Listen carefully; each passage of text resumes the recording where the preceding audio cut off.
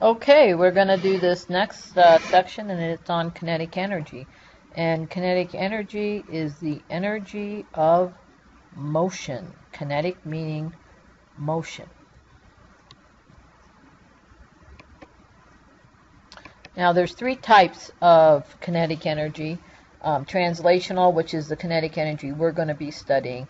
And so from now on, whenever I say kinetic energy, I'm talking about translational motion, and that's the motion to get from one place to another.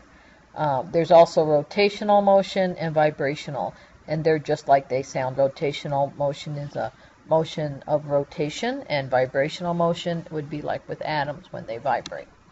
Okay, so those are the three types. We will be dealing with translational, and the formula for kinetic energy is 1/2 mv squared. M stands for mass. V is velocity, and you notice that that factor is squared. So this equation tells us that the mass is directly proportional to kinetic energy, and the velocity is also directly proportional, but by a squared factor. So if you double the velocity, you're going to actually increase the kinetic energy by a factor of 4, or you'll quadruple the kinetic energy. If you half the velocity, then you're going to decrease the kinetic energy by a squared factor. 1/2 squared is 1/4, so it'll be 1/4 as great. The units, like any units, this is energy, so it's joule. And if you were to look at your units from the equation, you know you would get kilograms, that's your mass, and then meters per second is your velocity, and of course you square those. And a kilogram meter squared second squared is the same thing as a Newton meter, which is a 1 joule. And then also understand that kinetic energy is a scalar quantity. So we're going to just work a couple simple problems here. Determine the kinetic energy of a 625 kilogram roller coaster that's moving with the speed of 18.3 meters per second. And so the mass is 625. That's right here, if you can see my mouse here.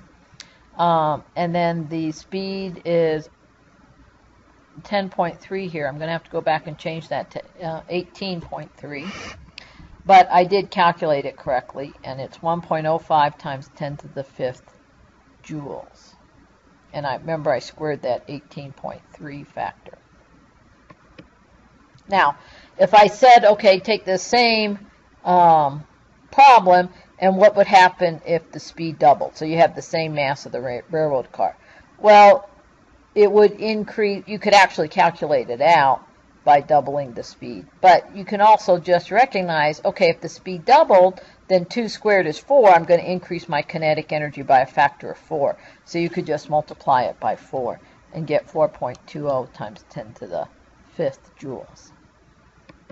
And then the last problem here is we have a 900 kilogram compact car moving at 60 miles per hour, and it has approximately 320,000 joules of energy. What is the new kinetic energy if it's moving at 30 miles per hour? Again, you could calculate it, 900 kilograms, but then your 30 miles per hour, which you're going to have to square, you have to convert to meters per second, and that gets kind of cumbersome.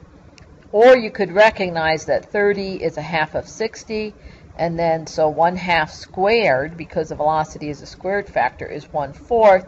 Just take your 320,000 joules divided by 4, and I know my answer is kind of off the page here, but it's 80,000 joules.